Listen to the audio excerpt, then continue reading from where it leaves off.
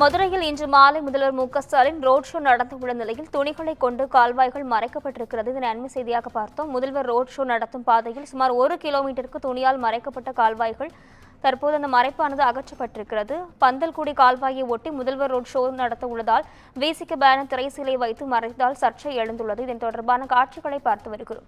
இது தொடர்பான முழுமையான விவரங்களுடன் செய்தியாளர் அருண் இணைப்பில் இருக்கிறார். வணக்கம் அருண், விவரங்கள் என்ன பதிவு செய்யுங்க. நிஷா, மதுரையில் நாளைய தினம் பொதுக்குழு கூட்டமானது திமுகவுடைய பொதுக்குழு கூட்டம் உத்தங்குடி பகுதியில் நடைபெற இருக்கிறது. இந்த பொதுக்குழு கூட்டத்தில் பங்கேற்பதற்காக சென்னையிலிருந்து விமானம் மூலம் இன்றைய தினம் மதுரைக்கு வருகை தந்திருக்கிறார் தமிழக முதல்வர்.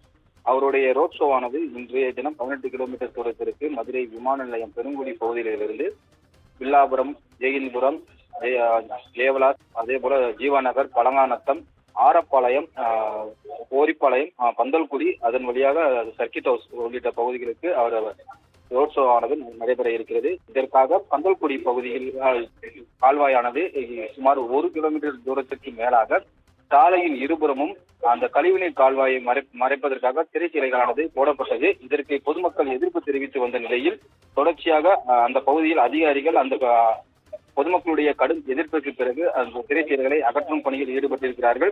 முன்னதாக அந்த பகுதியில் பொதுமக்களுடைய கோரிக்கையாக இருந்து வந்தது அந்த பந்தல்குடி கால்வாயின் இருபுறமும் கரைகளை உயர்த்தி சுவர்கள் எழுப்பப்பட வேண்டும் என கூறியிருந்தார்கள். ஆனால் இதுவரை எந்தவித நடவடிக்கையும் மதுரை மாநகராட்சி சார்பில் அதிகாரிகள் பணிகள் மேற்கொள்ளாத காரணத்தினால் தற்போது முதல்வர் வருகையை ஒட்டி முதல்வர் கண்ணில் படாத வகையில் அந்த திரைச்சீலைகளானது அமைக்கப்பட்டிருந்தது. இதற்கு அந்த பந்தல்குடி பகுதியில் இருக்கக்கூடிய ஒட்டுமொத்த பொதுமக்களுடைய எதிர்ப்பானது கிளம்ப தொடங்கிய நிலையில் அதிகாரியுடன் வாக்குவாதமும் ஏற்பட்டு விடுதலை சிறுத்தை கட்சியினுடைய கொடிக்கம்பமும் அந்த பகுதியில் அந்த கட்சியினுடைய பதாகைகளும் அந்த பகுதியில் மறைக்கப்பட்டதால் இதற்கு முழுவதுமாக அந்த பகுதி மக்கள் எதிர்ப்பு தெரிவித்தார்கள். இதனால் அந்த பகுதியில் அமைக்கப்பட்ட அந்த திரைச்சீலைகள் முழுவதுமாக தற்போது அகற்றப்பட்டிருக்கிறது.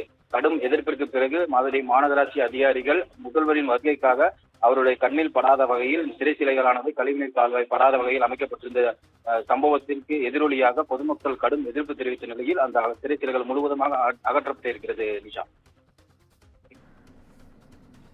அருண், விவரங்களுக்கு நன்றி.